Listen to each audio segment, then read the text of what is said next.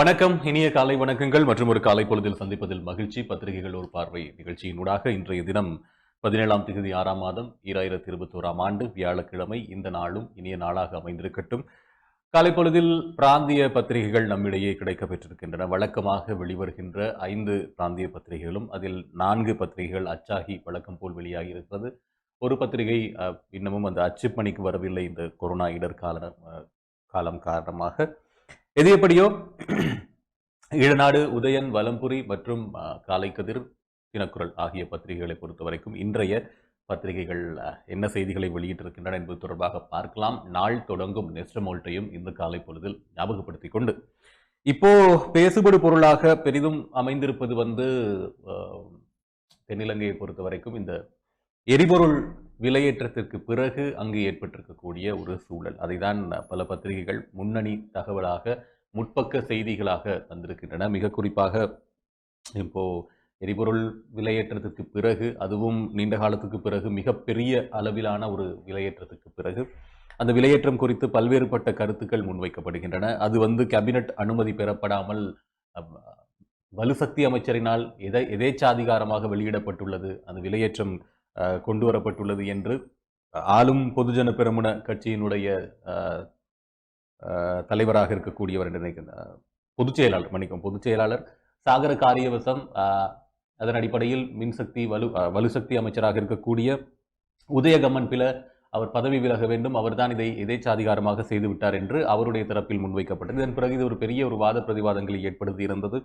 அதற்கு பதிலாக ஊடகவியலாளர் மாநாட்டை நடத்தி உதயகம்மன் பில் அவர்கள் கூறியிருந்தார், இது என் மீது பழி போடுவதில் அர்த்தமில்லை, பதவி விலக வேண்டியது நான் அல்ல, பதவி விலக வேண்டியது பொதுஜன பெரமுனுடைய பொதுச் செயலாளர், என்னை பதவி விலக யார் சொன்னார்களோ அவர்கள் தான் வெளியேற வேண்டும் என்ற மாதிரி வழக்கம் போல இது இரண்டு பக்கமும் இப்போது பந்து பரிமாற்றப்பட்டு கொண்டிருக்கிறது. எப்படியோ இந்த விடயத்தை இப்போது எதிர்க்கட்சிகள் கையில் எடுத்திருக்கின்றன. அவர்கள் உதயகம்மன் பில என்ற கேபினட் அமைச்சர் மீது நம்பிக்கையில்லா பிரேரணை ஒன்றை கொண்டு வருவதற்கு தயாராகி கொண்டிருக்கிறார்கள். அந்த நம்பிக்கையில்லா பிரேரணை தயார் செய்யப்பட்டிருக்கிறது. குறிப்பாக 10 விடயங்களை முன்வைத்து அந்த தயார் செய்யப்பட்ட நம்பிக்கையில்லா பிரேரணையை சஜித் பிரேமதாஸ் அவர்கள் நேற்று கையில் எடுத்திருந்தார், அவர் கையெழுத்திட்டிருந்தார். இனி கைச்சாத்திடும் பணிகள் ஆரம்பமாக இருக்கின்றன. என்ன நடக்கப் போகிறது என்பது தொடர்பாக பொறுத்திருந்துதான் பார்க்க வேண்டும். நேற்று கூட விசாரித்ததில் உதயகம்மன் பில பதவி விலக வேண்டும் என்பதில் எங்களுக்கு மாற்று கருத்துக்கள் இல்லை என்று மொட்டுக்கட்சியினர் கூறிவிட்டார்கள். எனவே பொறுத்திருந்துதான் பார்க்க வேண்டும். மறுபக்கம் இந்த ஆன்லைனில் மதுபான விற்பனை என்ற விஷயம் நேற்றைய தினம் மிக அதிகமாக பேசப்பட்டது. தொடர்ச்சியாக மதுபான சாலைகளை மூடியிருப்பதன் காரணமாக நாட்டுக்கு இதுவரையில் சுமார் 1650 கோடி ரூபாய் நஷ்டம் ஏற்பட்டிருப்பதாக கூறப்படுகிறது. ஒரு நாளைக்கு சுமார் வரவேண்டிய வரிப்பணத்தில் 150 கோடி ரூபாய் ஒவ்வொரு நாளும் இழக்கப்படுவதன் காரணமாக ஒரு புதிய முறையை இந்த லாக்டவுன் பீரியடுக்குள் கொண்டு வரலாம் என்று மதுவரி திணைக்களம் தன்னுடைய ஆலோசனையை நிதியமைச்சுக்கு முன்வைத்திருந்தது. கொள்கை அளவிலான ஒரு உடன்படிக்கைக்கு வாருங்கள் என்று. எனவே ஆன்லைன் மூலமாக மது விற்பனை செய்யலாமா என்ற கேள்விக்கு நிதியமைச்சு தன்னுடைய ஒப்புதலை கொடுத்திருக்கிறது. ஆனாலும் மருத்துவ சங்கங்கள் மற்றும் மருத்துவ அதிகாரிகள் சங்கங்கள், அமைப்புகள் இதற்கு கடும் எதிர்ப்பை வெளியிட்டிருக்கின்றன. சமூக ஆர்வலர்களும் இதற்கு கடும் எதிர்ப்பை வெளியிட்டிருக்கின்றன. குறிப்பாக இந்த லாக்டவுன் காலப்பகுதியில் வீட்டில் இருக்கின்ற நிலைமைகள் மாறலாம், வீட்டு வன்முறைகள் அதிகரிக்கலாம், தற்கொலைகள் அதிகரிக்கலாம், இந்த மாதிரியான பல பிரச்சனைகள் இருக்கிறது என்று ஒரு பக்கம் கூறப்படுகிறது. மறுபக்கம் சட்டவிரோத மதுபான விற்பனை என்பது முன் எப்போதும் இல்லாத அளவுக்கு அதிகரித்திருக்கிறது. வீட்டிலேயே மதுபானம் தயாரிப்பவர்களினுடைய எண்ணிக்கை எல்லாம் இப்போது அதிகரித்திருக்கிறது. அது பெரிய சிக்கலை ஏற்படுத்தலாம் என்ற அடிப்படையில் நாங்கள் இதை ஆன்லைனுக்கு கொண்டு வரலாம் என்று மதுவரி திணைக்களம் கூறுகிறது. எப்படியோ அது தொடர்பான விஷயங்களை நாங்கள் பொறுத்திருந்துதான் பார்க்க வேண்டும். அதன் அடிப்படையில் இவற்றை தான் மையப்படுத்தி செய்திகள் வெளியிடப்பட்டிருக்கின்றன. ஒவ்வொரு பத்திரிகையாக பார்க்கலாம். ஈழநாடு பத்திரிகை, கம்மன் பில பதவி துறக்க வேண்டும், நிலைப்பாட்டில் மாற்றம் இல்லை என்கிறார் சாகர. ஈழநாடு பத்திரிகையினுடைய முதற்பக்க தலைப்புச் செய்தி, பிரதான தலைப்புச் செய்தி. அருகிலேயே நாட்டு மக்கள் என் பக்கமே, சாகரவுக்கு கம்மன் பில சவால், யாழ்ப்பாணத்தில் 61 பேர் உட்பட வடக்கில் 95 பேருக்கு தொற்று உறுதி, நேற்றும் 2419 பேருக்கு கொரோனா தொற்று. கொரோனா செய்திகளை பொறுத்தவரைக்கும் ஈழநாடு பத்திரிகை அவற்றை வெளியிட்டிருக்கிறது. இது தவிர சூரிய சக்தி மின் உற்பத்தி திட்டங்களை மேம்படுத்த இலங்கைக்கு இந்தியா உதவி என்ற ஒரு செய்தியும், யாழ்ப்பாணத்தில் 61 பேர் உட்பட வடக்கில் 95 பேருக்கு தொற்று உறுதி. கட்டடத் தொழிலாளி தவறி வீழ்ந்து மரணம். நம்பிக்கையில்லா பிரேரணை தயார், கைச்சாத்திடும் பணி ஆரம்பம். விடாது துரத்தும் கொரோனா 75வது இடத்துக்கு முன்னேறியது இலங்கை. நம்பிக்கையில்லா பிரேரணை மண்கவும், அரசு அதிரடி என்ற செய்திகள் வந்திருக்கின்றன. இனி முற்பக்க பிரதான செய்திகளை பார்க்கலாம். கம்மன்பில பதவி துறக்க வேண்டும், நிலைப்பாட்டில் மாற்றம் இல்லை என்கிறார் சாகர. எரிபொருட்களின் விலை அதிகரிப்புக்கான பொறுப்பை ஏற்று வலுசக்தி அமைச்சர் பதவி விலக வேண்டும் என்ற நிலைப்பாட்டில் நான் இன்னும் இருக்கின்றேன். கட்சியின் நிலைப்பாடும் அதுவே என்று ஸ்ரீலங்கா பொதுஜன பெரமுனவின் பொதுச் செயலாளர் சாகர காரியவசம் நேற்று அறிவித்தார்.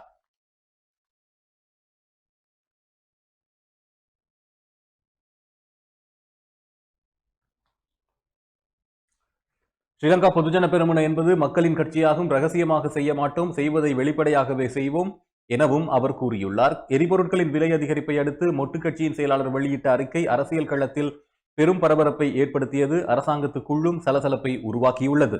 இந்நிலையில் எரிபொருட்களின் விலை அதிகரிப்பானது அரசாங்கத்தால் எடுக்கப்பட்ட கூட்டு முடிவாகும் என்று அறிவிப்பும் வெளியாகியுள்ளது. இவ்வாறானதொரு பின்புலத்திலேயே மீண்டும் சர்ச்சையை கிளப்பும் வகையில் அறிவிப்பு வெளியிடப்பட்டுள்ளது என்பதும் இந்த நேரத்தில் ஞாபகப்படுத்த வேண்டும். நாட்டு மக்கள் என் பக்கமே, சாகரவுக்கு கம்மன் பில சவால். சாகர காரியவசம் வெளியிட்ட அறிக்கையால் மக்களும் அரசாங்க தலைவர்களும் என் பக்கம் உள்ளனர் என்பது உறுதியாகியுள்ளது. எனவே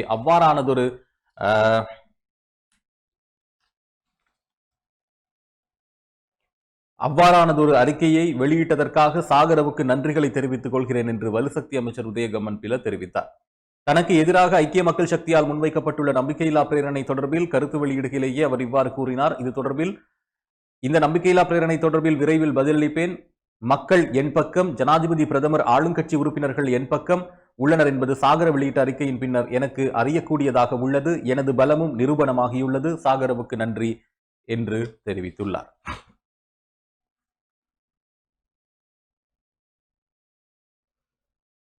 அதோடு தொடர்புடைய செய்தியாக நம்பிக்கையில்லா பிரேரணை தயார், கைச்சாத்திடும் பணி ஆரம்பம். எரிசக்தி அமைச்சர் உதய கம்மன் பிளவுக்கு எதிராக நம்பிக்கையில்லா பிரேரணை கொண்டுவர ஐக்கிய மக்கள் சக்தி திட்டமிட்டுள்ளது. அதன்படி கொழும்பில் அமைந்துள்ள எதிர்க்கட்சித் தலைவர் அலுவலகத்தில்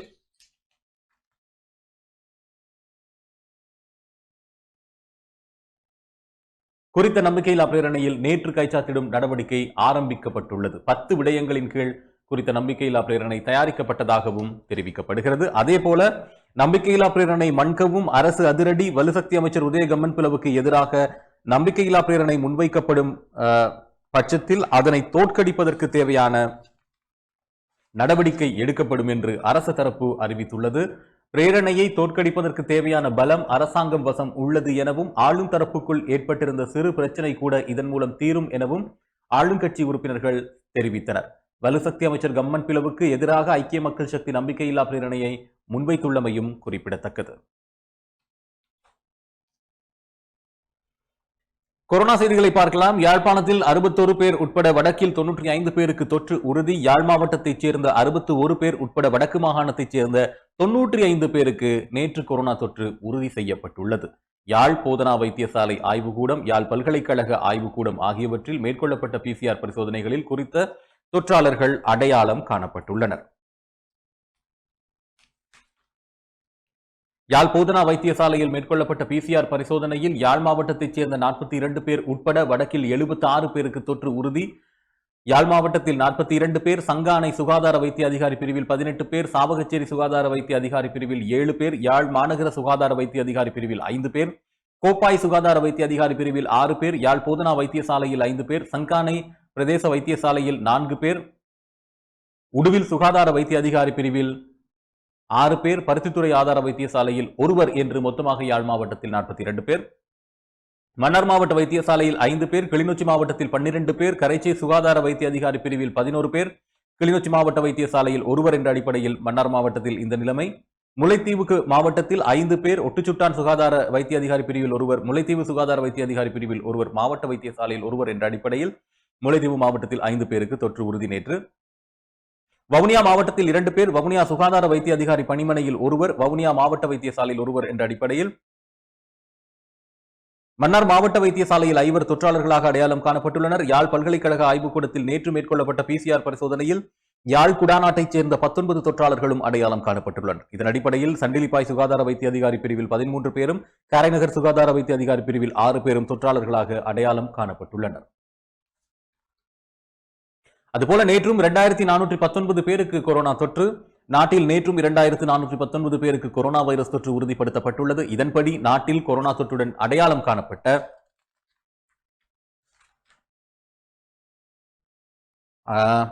காணப்பட்டவர்களின் மொத்த எண்ணிக்கை 2,30,675 அதிகரிக்கிறது. கொரோனாவிலிருந்து குணமடைந்தவர்களின் மொத்த எண்ணிக்கை 1,94,145 உயர்வடைந்துள்ளது. இதேவேளை கொரோனா தொற்று காரணமாக வைத்தியசாலைகள் மற்றும் தனிமைப்படுத்தல் மையங்கள் என்பவற்றில் சிகிச்சை பெறுபவர்களின் எண்ணிக்கை 34,215 அதிகரித்துள்ளது.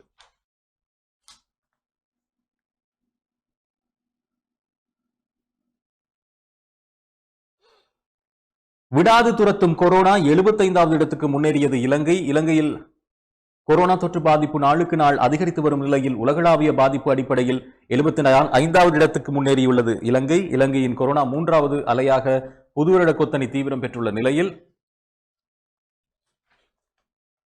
மேலும் 1631 பேருக்கு தொற்று உறுதி செய்யப்பட்டிருந்தது. இதையடுத்து இலங்கையில் இதுவரை தொற்று உறுதி செய்யப்பட்டுள்ளவர்களின் மொத்த எண்ணிக்கை 2,29,889 பதிவாகிறது. உலகளாவிய ரீதியில் கொரோனா பாதித்த நாடுகள் வரிசையில் 75வது இடத்துக்கு இலங்கை முன்னேறியுள்ளது. 2,40,708 மொத்த தொற்றாளர்களுடன் ஓமான் 74வது இடத்தில் உள்ளமை குறிப்பிடத்தக்கது. தற்போதைய நிலையில் 3,43,52,329 தொற்றாளர்களுடன் அமெரிக்கா முதலிடத்தில் உள்ளது.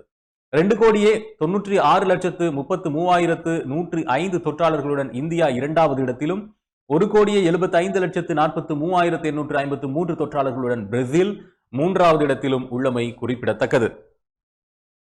பாடசாலைகளை மீள ஆரம்பிக்க முன் மாணவர்களுக்கு கொரோனா தடுப்பூசி. பாடசாலைகளை மீள திறப்பதற்கு முன்னதாக ஆசிரியர்கள், அதிபர்கள் உள்ளிட்ட நிர்வாக குழுவினருக்கு தடுப்பூசி வழங்குவதற்காக சுமார் 2,79,020 தடுப்பூசிகள் தேவைப்படுவதாக கல்வி அமைச்சர் GL பீரிஸ் தெரிவித்துள்ளார். பாடசாலைகளை மீள ஆரம்பிப்பது தொடர்பில் கல்வி அமைச்சில் நேற்று இடம்பெற்ற விசேட கலந்துரையாடல் ஒன்றின் போதே அவர் இதனை தெரிவித்திருந்தார். நாட்டில் COVID-19 நோய் தொற்று கட்டுப்பாட்டுக்கு கொண்டுவரப்பட்டு உகந்த சூழல் உருவாக்கப்பட்டவுடன் பாடசாலைகள் மீண்டும் கல்வி நடவடிக்கைகளுக்காக திறக்கப்படும் என்றும் கல்வி அமைச்சர் தெரிவித்தார்.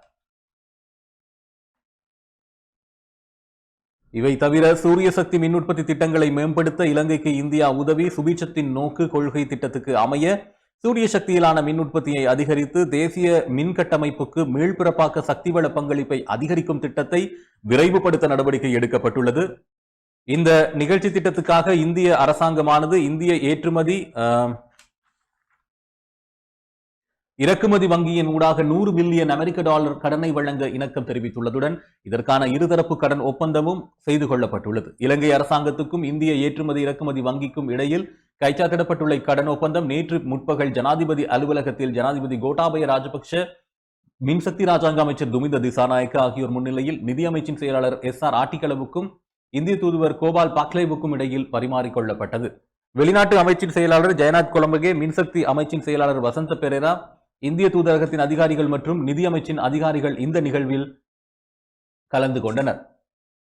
அரசு கட்டடங்கள், சமய ஸ்தாபனங்கள் மற்றும் குறைந்த வருமானம் பெறும் வீடுகளின் பங்களிப்பை பெற்று சூரிய மின்சக்தியை உற்பத்தி செய்வதே அரசாங்கத்தின் முக்கிய திட்டமாகும். இதன் மூலம் குறைந்த வருமானம் பெறும் வீடுகளுக்கான பொருளாதார நன்மைகளை பெற்றுக் கொடுப்பதற்கும் அரச நிறுவனங்களில் மின்சாரத்துக்காக செலவாகும் அதிக தொகையை குறைப்பதற்கும் எதிர்பார்க்கப்படுகிறது. காணி தட்டுப்பாட்டை தவிர்க்கும் வகையில் நீரில் மிதக்கும் சூரிய மின்சக்தி முறைமைகளை நிறுவுவதும் இதில் உள்ளடங்கும். இதன் முதற்கட்டமாக பாராளுமன்றத்துக்கு தேவையான மின்சாரத்தை பெறும் திட்டம் தியவண்ணாவ ஓயாவை மையமாக கொண்டு ஆரம்பிக்கப்பட உள்ளது. அத்துடன் தேசிய மின் கட்டமைப்புக்கு பிரவேசிக்க முடியாதிருக்கும் குறைந்த வருமானம் பெறுவோருக்கு மின்கலங்களின் மூலம் சூரிய மின்சக்தி களஞ்சிய வசதிகளை வழங்கவும் நடவடிக்கை எடுக்கப்பட்டுள்ளதாகவும் அரசாங்கம் தெரிவிக்கிறது.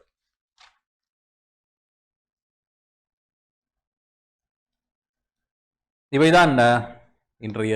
அது தவிர கட்டட தொழிலாளி தவறி வீழ்ந்த மரணம். கட்டட வேலையில் ஈடுபட்ட போது மேல்தளத்திலிருந்து தவறி வீழ்ந்த தொழிலாளி பரிதாபமாக உயிரிழந்துள்ளார். நீர்வேலியில் நேற்று முன்தினம் நடைபெற்ற இந்த சம்பவத்தில் நாயன் மார்க்கெட்டைச் சேர்ந்த நவரத்தினம் ஆண்டன் ஜெயராஜ் என்ற 36 வயதுடைய ஒரு பிள்ளையின் தந்தையே உயிரிழந்துள்ளார். வீட்டு கட்டிடத்தின் மேல் தளத்தில் சன்செட்டுக்கு தூண் போடும் பொழுது தவறி கீழே விழுந்து அவர் மயங்கியுள்ளார். உடனடியாக கோப்பாய் வைத்தியசாலைக்கு கொண்டு சென்ற சமயம் ஏற்கனவே உயிரிழந்துள்ளார் என்றும் தெரிவிக்கப்பட்டுள்ளது.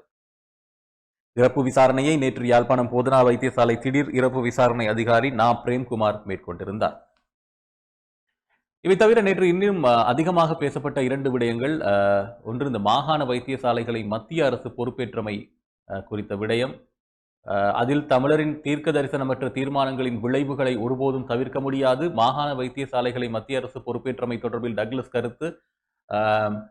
மாகாண சபைகளினால் நிர்வகிக்கப்பட்ட வைத்தியசாலைகளில் மத்திய அரசு பொறுப்பேற்றுக் கொள்வது அரசமைப்புக்கு முரணானது என்று அமைச்சரவையில் சுட்டிக்காட்டியுள்ளதாக தெரிவித்த அமைச்சர் டக்ளஸ் தேவானந்தா, தமிழ் மக்களின் தீர்க்க தரிசனமற்ற தீர்மானங்களே இவ்வாறான நிலைமைக்கு காரணம் என்றும் தனது ஆதங்கத்தை வெளியிட்டுள்ளார். அது தவிர கைவசம் 1 எதிர்காலத்தில் 60 வெளியானது ரணிலின் மெகா திட்டம். ஐக்கிய தேசிய கட்சி வசம் தற்போது ஓர் ஆசனம்தான் இருக்கின்றது. கட்சியின் தலைவர் ரணில் விக்ரமசிங்கவுடன் அரசு மற்றும் எதிரணி உறுப்பினர்கள் பேச்சு நடத்தி வருகின்றனர். எனவே 1 விரைவில் 60ஆக மாறும். இவ்வாறு ஐக்கிய தேசிய கட்சியின் பொதுச் செயலாளர் பாலித ரங்கிமண்டார தெரிவித்திருந்தார்.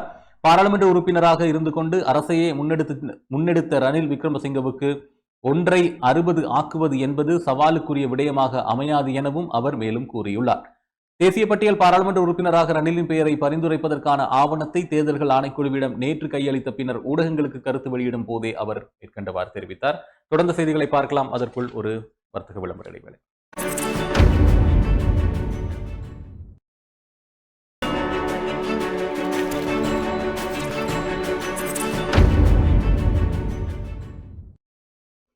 இடைவேளை தொடர்ந்து மறுபடியும் பத்திரிகையில் ஒரு பார்வை நிகழ்ச்சியினூடாக உதயன் பத்திரிகையினுடைய செய்திகளை பார்க்கலாம். கூட்டமைப்பை நம்ப வைத்து கழுத்தறுத்துள்ளார் கோத்தா, இப்படி சொல்கிறது சஜித் தரப்பு.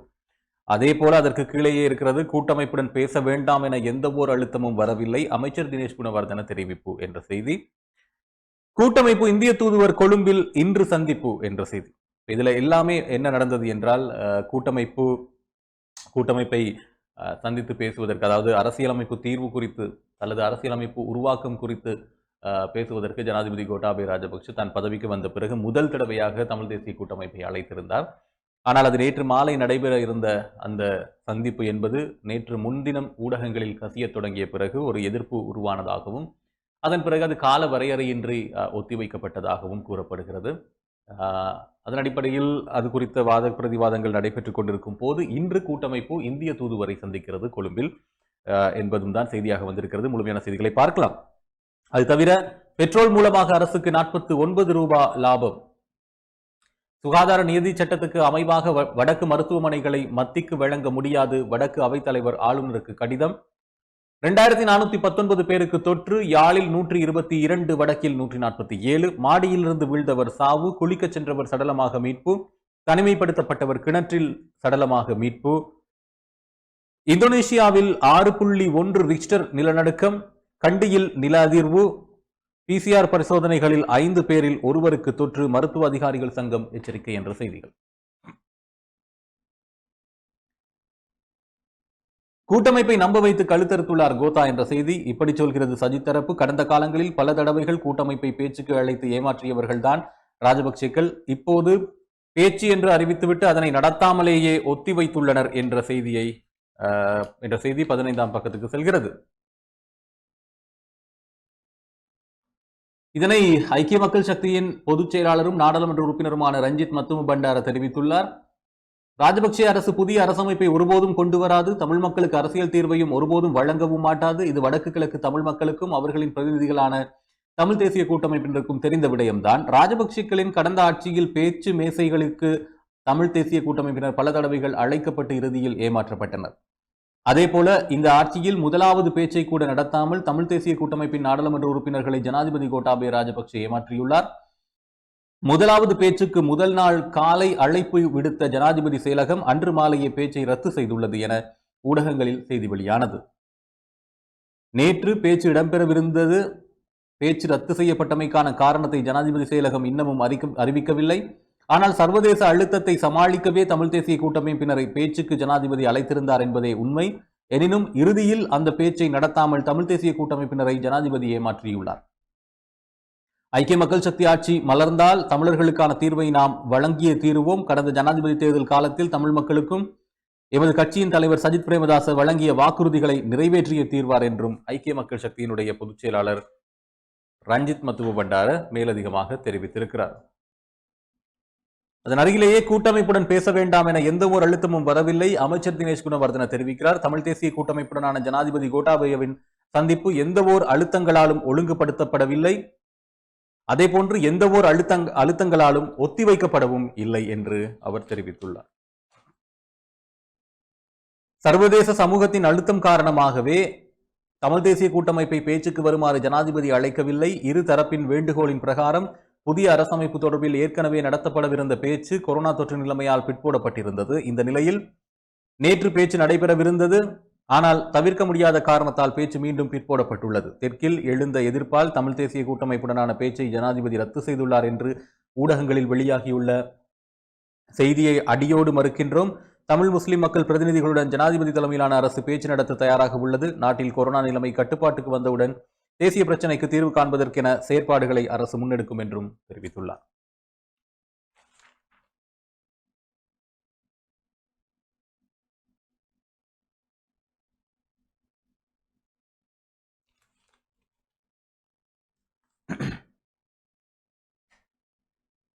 கூட்டமைப்பு இந்திய தூதர் கொழும்பில் இன்று சந்திப்பு. தமிழ் தேசிய கூட்டமைப்பின் பிரதிநிதிகளுக்கும் இந்திய தூதுவருக்கும் இடையில் இன்றைய தினம் சந்திப்பு நடைபெறும் என்று தெரிய வருகிறது. கொழும்பில் உள்ள இந்திய தூதுவரின் இல்லத்தில் இந்த சந்திப்பு நடைபெற உள்ளதாக தெரிவிக்கப்படுகிறது.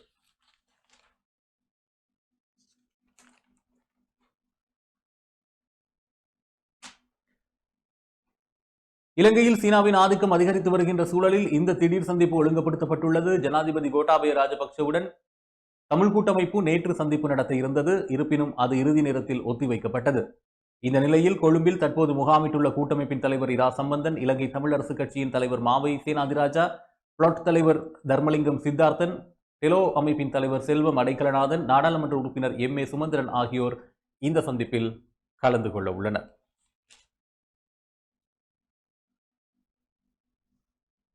சுகாதார நீதி சட்டத்துக்கு அமைவாக வடக்கு மருத்துவமனைகளை மத்திக்கு வழங்க முடியாது. வடக்கு அவைத் தலைவர் ஆளுநருக்கு கடிதம். வடக்கு மாகாண சபை நிறைவேற்றிய சுகாதார நீதி சட்டத்துக்கு அமைவாக மாகாண நிர்வாகத்துக்கு உட்பட்ட மருத்துவமனைகளை மத்திய அரசிடம் கையளிக்க முடியாது என்று வடக்கு மாகாண அவைத் தலைவர் CVK சிவஞானம் தெரிவித்துள்ளார். இந்த விடயத்தையும் சுட்டிக்காட்டி வடக்கு மாகாண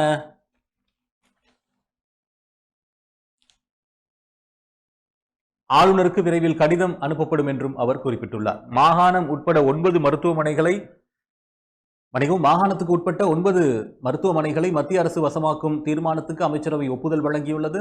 வடக்கு மாகாணத்தின் கிளிநொச்சி, முல்லைத்தீவு, வவுனியா மற்றும் மன்னார் ஆகிய மாவட்ட பொது மருத்துவமனைகள் இதன் ஊடாக மத்திய அரசு வசமாக உள்ளன. இது தொடர்பில் மக்களால் தேர்வு செய்யப்பட்ட மாகாண சபையின் அவைத் தலைவரான CVK சிவஞானத்திடம் கேட்டபோது, எமது மாகாண சபை சுகாதார நீதி சட்டத்தை நிறைவேற்றியிருந்தது. அந்த சட்டத்தில் இந்த மருத்துவமனைகள் தெளிவாக எங்களுக்கு உரியன என்று சொல்லப்பட்டுள்ளது. எமது மாகாணத்துக்கு உட்பட்ட மருத்துவமனைகளை மத்தி தன் வசப்படுத்த முடியாது. குறிப்பிட்ட மருத்துவமனைகளை மேம்படுத்தி அபிவிருத்தி செய்ய விரும்பினால் அதற்குரிய நிதியை மாகாணத்துக்கு வழங்கி அபிவிருத்தி செய்யட்டும். இந்த விடயங்களை குறிப்பிட்டு ஆளுநருக்கு விரைவில் கடிதம் அனுப்ப உள்ளேன் என்றும் தெரிவித்துள்ளார். மதுபான வகைகளை ஆன்லைனில் விற்க தடை, அரசு நேற்று இரவு அறிவிப்பு என்ற செய்தி. ஆன்லைன் மூலமாக மதுபான வகைகளை விற்பனை செய்ய நிதி அமைச்சு வழங்கியிருந்த போதும் அதற்கு அனுமதி வழங்காதிருக்க அரசு தீர்மானித்துள்ளது. சுகாதார மற்றும் இதர தரப்புகளின் கடும் எதிர்ப்பை அடுத்து இந்த தீர்மானத்துக்கு அரசு வந்துள்ளது என்றும் தெரிவிக்கப்படுகிறது. முன்னர் இணையமூடாக மதுபானம் விற்பனை செய்வதற்கு நிதியமைச்சு அனுமதி வழங்கியுள்ளது என்று கலால் திணைக்கள ஊடக பேச்சாளர் தெரிவித்திருந்தார். குறித்த தீர்மானத்தை நடைமுறைப்படுத்துவது தொடர்பில் COVID-19 பரவலை தடுக்கும் தேசிய செயல்பாட்டு மையத்திடம் முன்வைக்கப்பட்டது. குறித்த செயலணியும் அதற்கு அனுமதி வழங்க மறுத்துவிட்டது. இந்த நிலையிலேயே அரசு மேற்படி தீர்மானத்தை எடுத்துள்ளது என்றும் கூறப்படுகிறது. சமையல் எரிவாயு விலையில் குழப்பம், மீண்டும் இன்று பேச்சு. சமையல் எரிவாயு விலை தொடர்பில் தீர்க்கமான முடிவெடுக்கப்படாத காரணத்தால் மற்றொரு கலந்துரையாடல் ஏற்பாடு செய்யப்பட்டுள்ளது. வர்த்தக அமைச்சர் பந்துல குணவர்தனவின் தலைமையில் வர்த்தக அமைச்சர் இன்று மாலை 6 மணிக்கு கலந்துரையாடல் நடைபெற உள்ளது. 2 முக்கிய எரிவாயு நிறுவனங்களுக்கு ஒரு எரிவாயு சிலிண்டரின் விலையை கிட்டத்தட்ட 700 ரூபாவுக்கு அதிகரிக்குமாறு கோரிக்கை விடுத்துள்ளது. இருப்பினும் உள்நாட்டு எரிவாயு சிலிண்டரின் விலையை 400 ரூபாவால் அதிகரிக்க வேண்டும் என்று பாவனையாளர் அலுவலர்கள் அதிகார சபை பரிந்துரைத்துள்ளது. எரிவாயு நிறுவனங்கள் அதற்கு ஒப்புக்கொள்ளவில்லை. அதனால் மீண்டும் கலந்துரையாடல் இடம்பெற உள்ளது. சமையல் எரிவாயு விலை தொடர்பாக நியமிக்கப்பட்ட நிபுணர் குழுவும் இந்த கலந்துரையாடலுக்கு அழைக்கப்பட்டுள்ளது. எரிவாயு விலை தொடர்பில் இன்று இறுதி முடிவு எட்டப்படும் என்று வர்த்தக அமைச்சு தெரிவித்துள்ளது.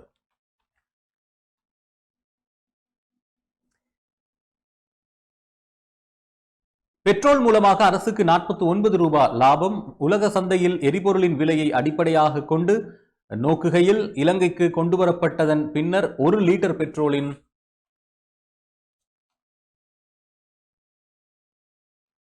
பெட்ரோலின் விலை 96 ரூபாவாக காணப்படும். அதனுடன் போக்குவரத்து செலவுகளையும் சேர்த்தால் பெட்ரோல் லிட்டர் ஒன்றின் இறுதி விலை 108 ரூபாவாகும். ஆனால் அரசு 49 ரூபாய் லாபம் வைத்து பெட்ரோலை விற்பனை செய்கிறது என்று ஐக்கிய தேசிய கட்சியின் முன்னாள் நாடாளுமன்ற உறுப்பினர் சமன் ரத்னபிரிய தெரிவித்துள்ளார்.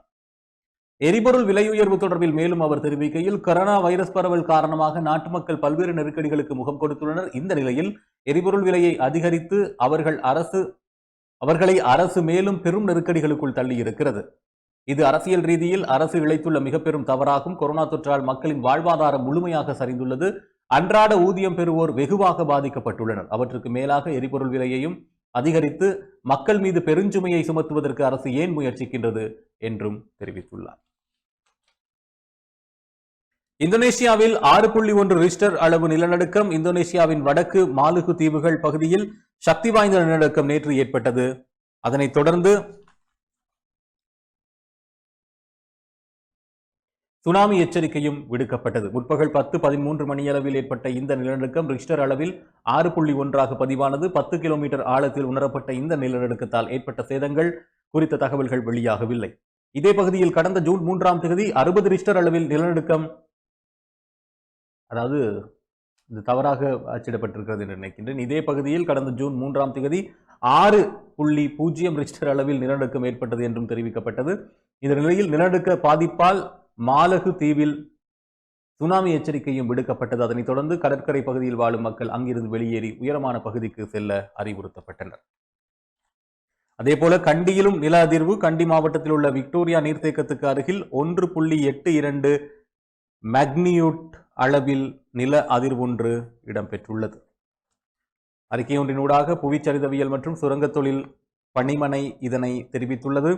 இந்த நில அதிர்வு பசறை லுணுகல பிரதேசங்களிலும் உணரப்பட்டதாகவும் தெரிவிக்கப்படுகிறது. இவைதான் உதயன் பத்திரிகையினுடைய இன்றைய காலை பொழுதின் செய்திகள். தொடர்ச்சியாக வலம்புரி பத்திரிகை பார்க்கலாம். கட்டுப்பாடுகளை புறக்கணித்தால் 4 மாதங்களுக்கு பயணத்தடை. பிரதி சுகாதார சேவைகள் பணிப்பாளர் விசேட வைத்தியர் ஹேமந்த் ஹேரத் எச்சரிக்கை. கல்வித்துறையில் அனைவரும் தடுப்பூசி.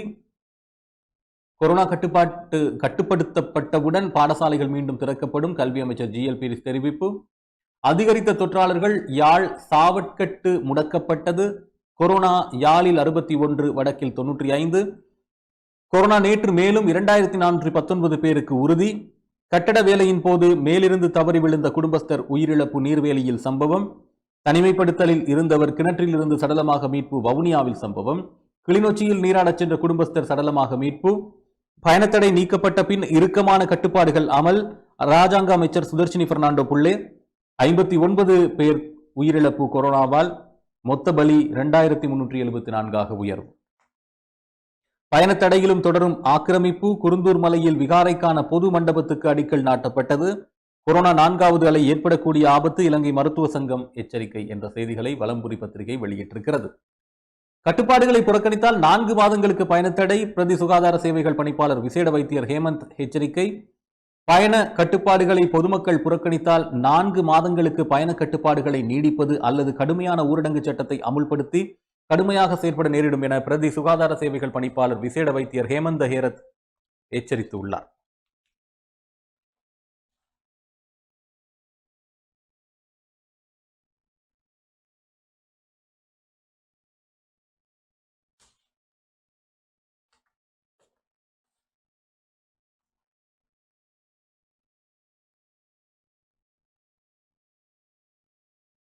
கடுமையான சட்டத்திட்டங்களை விதித்து கோவிட்டை கட்டுப்படுத்துவதற்கு முயற்சித்தால் அதனால் ஏற்படும் பொருளாதார பாதிப்பு மிக அதிகம் என அவர் கூறுகிறார். தொற்றினை கட்டுப்படுத்துவது என்றால் அனைவரும் பயண கட்டுப்பாட்டினை உரிய முறையில் பின்பற்ற வேண்டும் எனவும் அவர் குறிப்பிடுகிறார். பொருளாதார பாதிப்பை குறைத்து சீரான முறையில் வைரஸை கட்டுப்படுத்த முயற்சிகள் மேற்கொள்ளப்பட்டு வருகின்ற போதிலும் பாரிய அளவிலான மக்கள் கட்டுப்பாடுகளை புறக்கணித்து செயற்படுவதாக அவர் குறிப்பிட்டுள்ளார். இந்த நிலைமையால் வைரஸ் தொற்றினை கட்டுப்படுத்துவதற்கு இருந்த காலப்பகுதி அதிகரித்துள்ளது. வழக்கு தாக்கல் செய்த நீதிமன்றம் சென்று கொரோனா பரவலை கட்டுப்படுத்த முடியாது, மக்களே சரியான முறையில் செயற்பட வேண்டும். எதிர்வரும் காலங்களில் நிலைமை தொடர்ந்தால் கடுமையான சட்டத்திட்டத்தின் கீழ் இதனை கட்டுப்படுத்த நேரிடும் என அவர் மேலும் தெரிவித்தார்.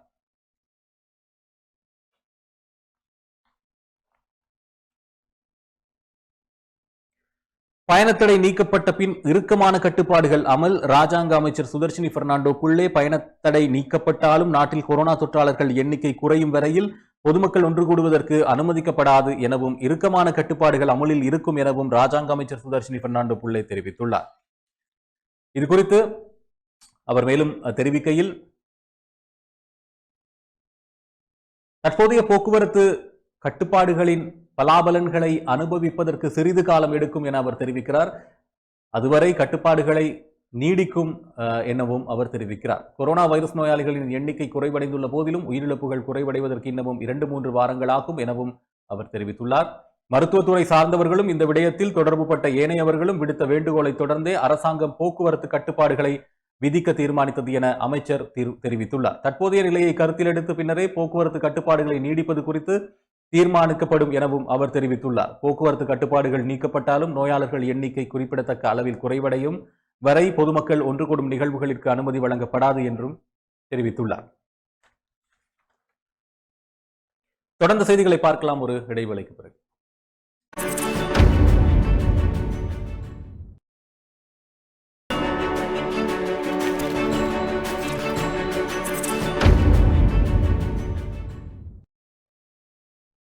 இடைவெளி தொடர்ந்து மறுபடியும் பத்திரிகையில் ஒரு பார்வை நிகழ்ச்சியினூடாக வலம்புரி பத்திரிகையினுடைய மேற்கொண்ட செய்திகளை பார்க்கலாம்.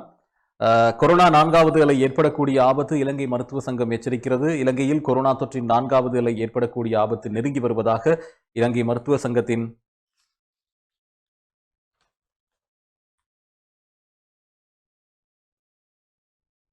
தலைவர் விசேட வைத்திய நிபுணர் பத்மா குணரத்ன எச்சரிக்கை விடுத்துள்ளார். பயண கட்டுப்பாடுகளுக்கு மத்தியில் மக்களின் நடமாட்டம் மற்றும் புழக்கங்கள் அதிகரித்து விட்டதாக தெரிவிக்கின்ற அவர், பயங்கரமான நிலையிலிருந்து இலங்கை மீண்டு விட்டது என கூற முடியாது எனவும் தெரிவித்துள்ளார். பயண கட்டுப்பாடு என்பது இலங்கையில் வெறும் வார்த்தைக்கு மாத்திரமே வரையறுக்கப்பட்டிருப்பதாக கவலை வெளியிட்டுள்ளார். பயண கட்டுப்பாட்டை எந்த அளவுக்கு கடைபிடிக்கின்றோமோ அந்த அளவுக்கு தொற்றினை கட்டுப்படுத்தக்கூடிய சாத்தியமும் காணப்படுகிறது. பயண கட்டுப்பாடு என்ற வார்த்தையை பயன்படுத்தினாலும் மக்களின் நடமாட்டம் இன்னும் குறையவில்லை. மக்கள் வழங்க வேண்டிய ஒத்துழைப்பை சரிவர வழங்காவிட்டால் தற்போது நடைமுறையில் உள்ள பயண கட்டுப்பாடு முறை மேலும் நீடிக்கப்படலாம். எனவே பயண கட்டுப்பாடை ஒரே அடியாக தளர்த்தினால் மீண்டும் ஒரு அலை ஏற்படக்கூடிய அபாயமும் உள்ளது. கொரோனா வைரஸ் தாக்கத்தால் ஏற்பட்ட பயங்கரமான கட்டத்தை நாம் கடந்துவிட்டோம் என எந்த அடிப்படையிலும் குறிப்பிட முடியாது.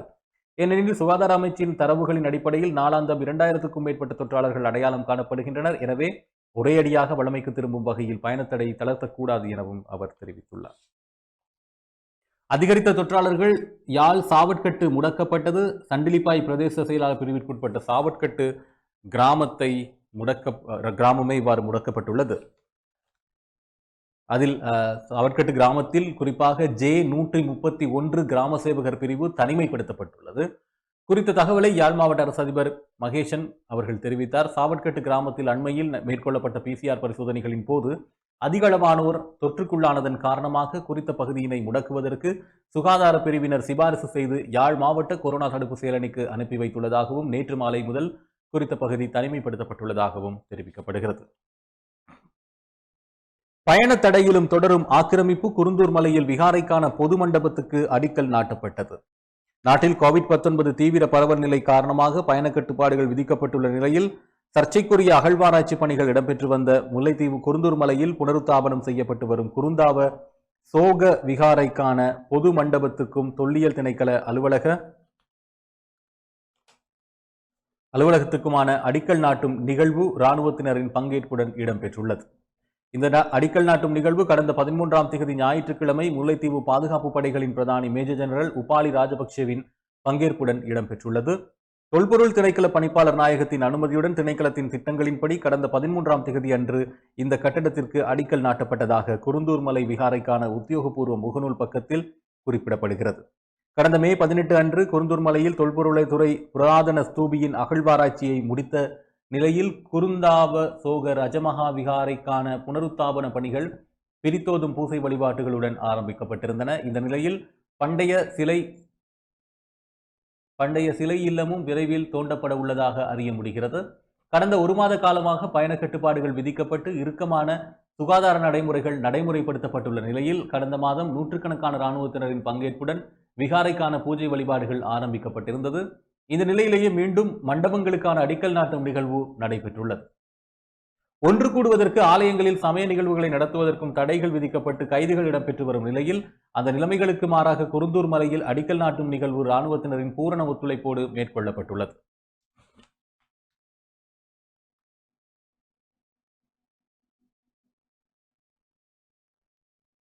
தனிமைப்படுத்தலில் இருந்தவர் கிணற்றிலிருந்து சடலமாக மீட்பு. வவுனியாவில் சம்பவம். வவுனியா கட்குளி பகுதியில்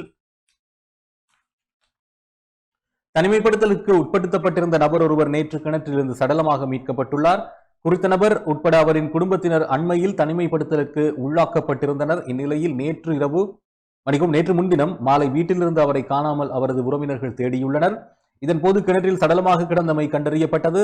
கட்குளி பகுதியைச் சேர்ந்த கணேசன் இளங்குமரன் வயது 51 என்ற நபரே இவ்வாறு மரணமடைந்துள்ளார். சம்பவம் தொடர்பாக போலீசாருக்கு தகவல் தெரிவிக்கப்பட்டது. சம்பவ இடத்திற்கு விரைந்த போலீசார் விசாரணைகளை முன்னெடுத்து வருகின்றனர். கிளிநொச்சியில் நீராடச் சென்ற குடும்பஸ்தர் சடலமாக மீட்பு. கிளிநொச்சி மலையாளபுரத்தில் புது ஐயன்குளத்தில் நீராடச் சென்ற 3 பிள்ளைகளின் தந்தை ஒருவர் சடலமாக மீட்கப்பட்டுள்ளார். கிளிநொச்சி மாவட்டம் கரைச்சி பிரதேச செயலர் பிரிவுக்கு உட்பட்ட மலையாளபுரத்தின் புது ஐயன்குளத்தில் நீராடச் சென்ற குடும்பஸ்தரே நீரில் மூழ்கிய நிலையில் நேற்று முன்தினம் காணாமல் போயிருந்தார். நேற்றும் தேடுதல் இடம்பெற்ற நிலையில் மாலை 5:30 மணியளவில் காணாமல் போயிருந்த நபர் சடலமாக மீட்கப்பட்டார். புன்னகர் வடக்கு பகுதியைச் சேர்ந்த 40 வயதுடைய முத்துலிங்கம் அருமைநாதன் என்பவரே உயிரிழந்த நிலையில் இவ்வாறு சடலமாக மீட்கப்பட்டார். இது தொடர்பில் போலீசார் விசாரணைகளை முன்னெடுத்து வருகின்றனர்.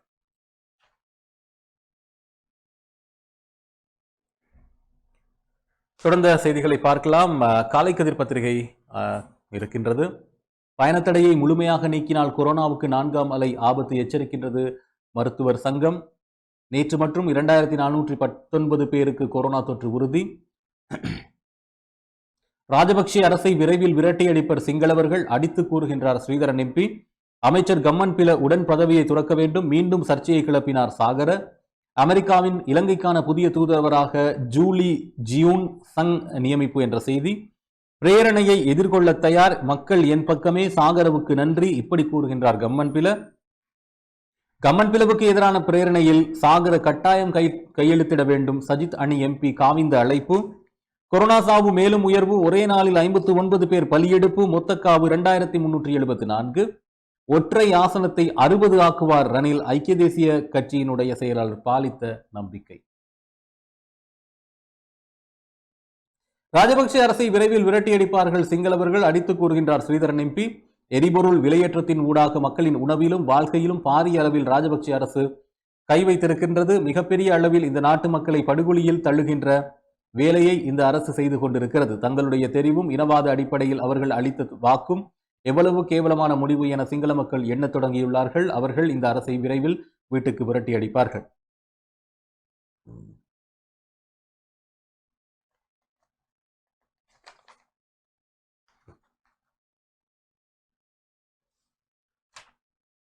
அம்பாறை மாவட்டத்தின் பொத்துவில் பிரதேசத்தில் கொரோனா நிலைமையில் பாதிப்புற்ற வறிய குடும்பங்கள், பெண் தலைமைத்துவ குடும்பங்கள் மற்றும் அன்றாடம் உழைத்து வாழும் மக்களின் பொருளாதார நலிவு நிலையை சமாளிக்கும் வகையில் உலர் உணவு பொதிகள் வழங்கும் செயற்பாட்டின் பின்னர் ஊடகங்களுக்கு கருத்து தெரிவிக்கையிலேயே அவர் இவ்வாறு குறிப்பிட்டுள்ளார்.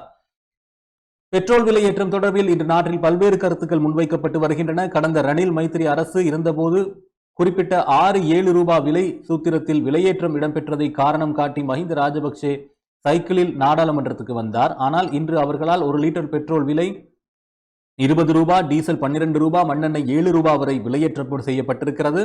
உலகத்திலே ஆசியாவிலே ஏனைய நாடுகளை விட இங்குதான் பெட்ரோல் விலை குறைவென்று அவர்கள் சொன்னாலும் அந்த நாடுகளில் இருக்கின்ற அரிசி, மா மற்றும் ஏனைய உணவுப் பொருள்களுடன் ஒப்பிடுகையில் நமது நாட்டில் அவற்றின் விலை அதிகமாக இருக்கின்றது. இங்கு எரிபொருளின் விலையேற்றம் என்பது தனியே எரிபொருளுக்கு மாத்திரம் அல்ல, எரிபொருளை பயன்படுத்துகின்ற போக்குவரத்து தொடக்கம் உணவு தயாரிப்பு வரை விலை அதிகரிப்பு இடம்பெறும். தற்போது எரிவாயுவுக்கான விலையும் அதிகரிக்க இருப்பதாகவும் தகவல்கள் வெளிவந்துள்ளன.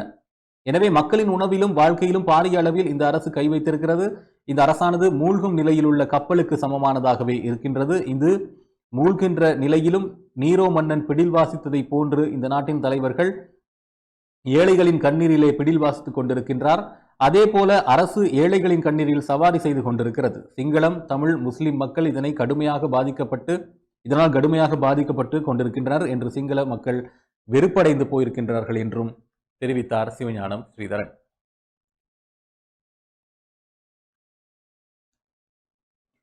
அமெரிக்காவின் இலங்கைக்கான புதிய தூதுவராக ஜூலி ஜியூன்சங் இலங்கைக்கான புதிய அமெரிக்க தூதுவராக ஜூலி ஜியூன்சங்கின் பெயர் பரிந்துரை செய்யப்பட்டுள்ளது.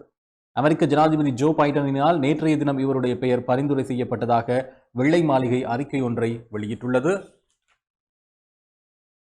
இலங்கைக்கு மேலதிகமாக மாலைத்தீவுக்கான அமெரிக்க தூதுவராகவும் இவருடைய பெயர் பரிந்துரை செய்யப்பட்டுள்ளதாக தெரிவிக்கப்படுகிறது. இதற்கு முன்னர் இவர் Cambodia, Thailand, Iraq, Colombia, Vietnam, Japan மற்றும் சீனாவிற்கான அமெரிக்க தூதரகங்களில் பல்வேறு பொறுப்புகளில் கடமையாற்றியவர் எனவும் தெரிவிக்கப்படுகிறது.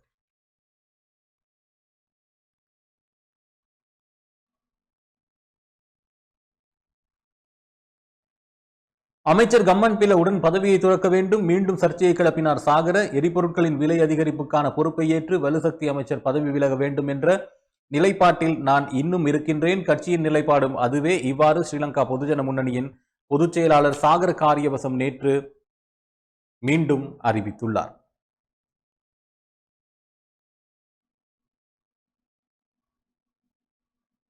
ஸ்ரீலங்கா பொதுஜன முன்னணி என்பது மக்களின் கட்சியாகும். ரகசியமாக எதனையும் செய்ய மாட்டோம், செய்வதை வெளிப்படையாகவே செய்வோம் எனவும் அவர் கூறினார். எரிபொருட்களின் விலை அதிகரிப்பை அடுத்து மொட்டு கட்சியின் செயலாளர் வெளியிட்ட அறிக்கை அரசியல் களத்தில் பெரும் பரபரப்பை ஏற்படுத்தியது. அரசுக்குள்ளும் சலசலப்பை உருவாக்கியது. இந்நிலையில் எரிபொருட்களின் விலை அதிகரிப்பானது அரசால் எடுக்கப்பட்ட கூட்டு முடிவாகும் என்று அறிவிப்பும் வெளியானது. இவ்வாறானதொரு பின்புலத்திலேயே மீண்டும் சர்ச்சையை கிளப்பும் வகையில் அறிவிப்பு வெளியிட்டுள்ளார் சாகர். அதேபோல கம்மன் பிளவுக்கு எதிரான பிரேரணையை சாகர் கட்டாயம் கையெழுத்திட வேண்டும். சஜித் அணி எம்பி காவிந்த அழைப்பு.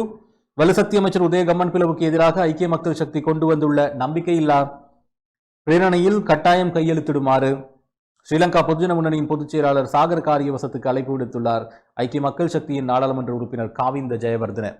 எரிபொருள் விலை குறைக்கப்படாவிட்டால் பயண கட்டுப்பாடுகள்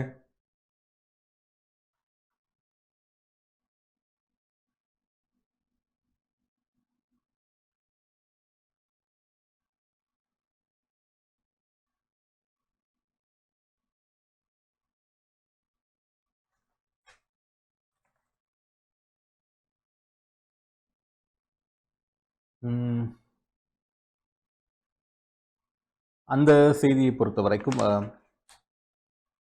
அது அங்கே நிறைவடைகிறது. கம்மன் பிளவுக்கு எதிரான பிரேரணையை பொறுத்த வரைக்கும் ஒற்றை ஆசனத்தை 60 ஆக்குவார் ரணில்.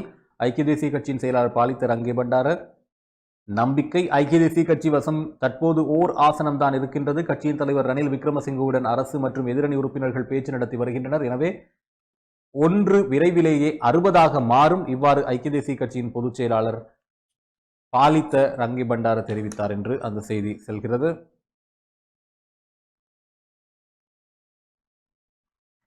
நாடாளுமன்ற உறுப்பினராக இருந்து கொண்டு அரசையே முன்னெடுத்த ரணில் விக்ரமசிங்கவுக்கு ஒற்றை ஆசனத்தை 60 ஆக்குவது என்பது சவாலுக்குரிய விடயமாக அமையாது எனவும் அவர் மேலும் கூறினார். தேசிய பட்டியல் நாடாளுமன்ற உறுப்பினராக ரணிலின் பெயரை பரிந்துரைப்பதற்கான ஆவணத்தை தேர்தல்கள் ஆணைக்குழுவிடம் நேற்று கையளித்த பின்னர் ஊடகங்களுக்கு கருத்து வெளியிடும் போதே அவர் மேற்கண்டவாறு கூறினார். தொடர்ந்து தினக்குரல் பத்திரிகையினுடைய செய்திகளை பார்க்கலாம். நிறைவாக வழக்கம் போல ஒரு பெரிய பத்திரிகையாக தினக்குரல் தன்னுடைய செய்திகளை வெளியிட்டிருக்கிறது. தோல்வி அடைந்த பயணத்தடை நீக்க கடும் நிபந்தனை வேண்டும். இம்மாதம் 15 நாட்களில் நாட்டில் 39,564 பேருக்கு கொரோனா. வடக்கு கிழக்கில் மட்டும் 4,722 பேருக்கு தொற்று உறுதி. யாழில் 61 பேர், வடக்கில் 95 பேர் நேற்று கொரோனா தொற்று. கடலுக்குள் பேருந்துகளை மட்டுமல்ல, இனிமேல் ரயில்களையும் இறக்குவேன். பேருந்துகளை இறக்க எதிர்ப்பு தொடர்பில் அமைச்சர் டக்ளஸ். மாகாண வைத்தியசாலைகளை மத்தி பொறுப்பேற்பது அரசியலமைப்புக்கு முரண். அமைச்சரவையில் சுட்டிக்காட்டினேன் என்கிறார் அமைச்சர் டக்ளஸ். இலங்கையில் நேற்று 2419 பேருக்கு தொற்று. கம்மன் பிளவுக்கு எதிராக நம்பிக்கையில்லா பிரேரணை. ஐக்கிய மக்கள் சக்தி நடவடிக்கை. எரிவாயுவின் விலை அதிகரிக்கப்படாது. மாற்று திட்டம் குறித்து அரசு ஆலோசனை. இலங்கைக்கு புதிய அமெரிக்க தூதுவர் ஜூலி சுங்கை நியமிக்க விரும்பும் பைடன். நிபந்தனைகளுடன் விற்க நிதி அமைச்சு அனுமதி. கோவிட் செயலணியின் அனுமதி கிடைக்கவில்லை. இந்த இணையவழி மதுபான விற்பனை தொடர்பாக ஆன்லைனில் மதுபானம் விற்க கடும் எதிர்ப்பு. பின்னால் பெரிய சதித்திட்டம் எனவும் விசனம். ஐரோப்பிய ஒன்றியத்திற்கு எந்த அதிகாரமும் கிடையாது. பொதுமக்கள் பாதுகாப்பு அமைச்சர் சரத் வீரசேகர். இணைய பத்திரிகையில் வராத சில முக்கிய செய்திகளையும் பார்க்கலாம்.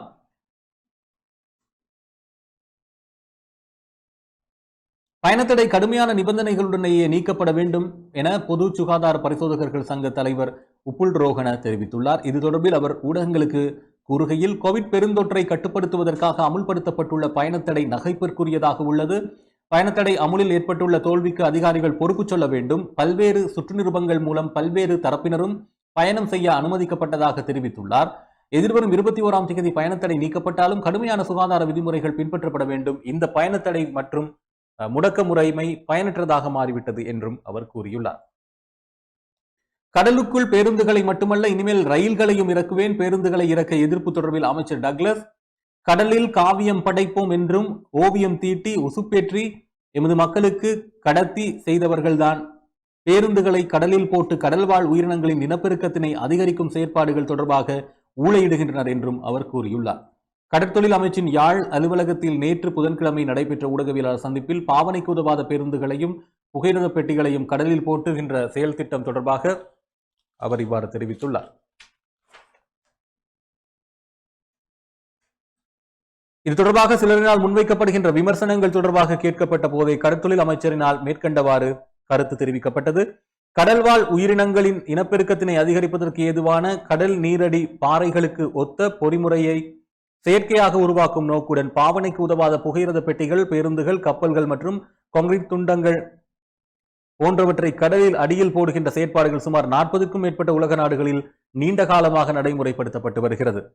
17ஆம் நூற்றாண்டில் இருந்து அமெரிக்காவில் இந்த முறை நடைமுறைப்படுத்தப்பட்டு வருவதாகவும், ஜப்பான் போன்ற நாடுகளில் கடந்த 150 வருடங்களாக இந்த பொறிமுறையில் ஆர்வம் செலுத்தப்பட்டு வருவதாகவும் தகவல்கள் தெரிவிக்கின்றன என்று அவர் தெரிவித்தது நீண்டு செல்கிறது. இது தவிர இன்னும் பல முக்கிய செய்திகளை சுமந்து கொண்டு வந்திருக்கிறது இன்றைய தினக்குரல் பத்திரிகை. இவைதான் இன்றைய காலை பொழுதில் வெளிவந்திருக்கக்கூடிய பத்திரிகைகளினுடைய முற்பக்க பிரதான செய்திகள்.